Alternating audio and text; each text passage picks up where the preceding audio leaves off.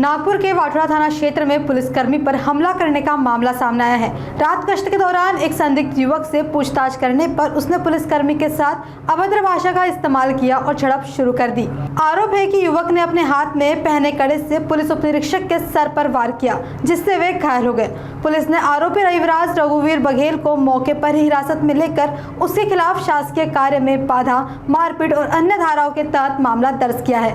फिलहाल पुलिस आगे की जांच कर रही है।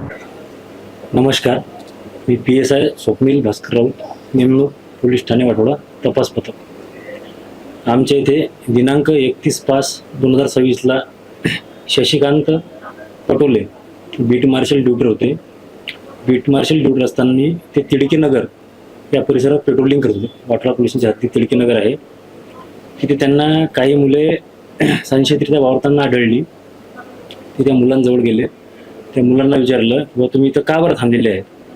तर त्यातील एक जो होता व्यक्ती, त्याचे नाव ते रविराज रघुवीर बघेल, हा त्यांच्याशी उद्धतबाजी करायला लागला आणि त्यांना शिवीगाळ केली व त्याने अचानक त्यांच्यावर हमला केला। पण त्यांच्या हातातील कड्याने त्यांना मारहाण केली। ते जखमी झाले आणि बाकीचे मुलं ते पडून गेले। आणि जखमी झालेले असून सुद्धा त्यांनी सोबत त्यांच्याचे एक होमगार्ड होते सैनिक, त्यांनी दोघांनी मिळून त्यांना ताब्यात घेतलं आणि पोलीस स्टेशनला आणलं त्यांना। त्या सदर व्यक्तीवर जो रविराज रघुवीर बघेल आहे, यांच्यावर पोलीस ठाणे नंदनवन हद्दीत 307 NDPS व इतर प्रकारचे काही गुन्हे आहेत।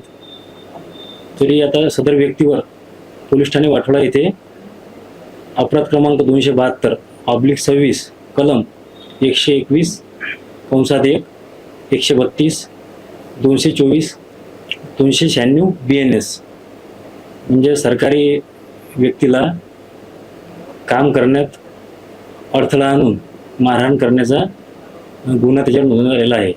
व पुढील तपास हा माननीय PI सर, ACP साहेब व माननीय झोन 5 मॅडम यांच्या मार्गदर्शनात आम्ही करतो।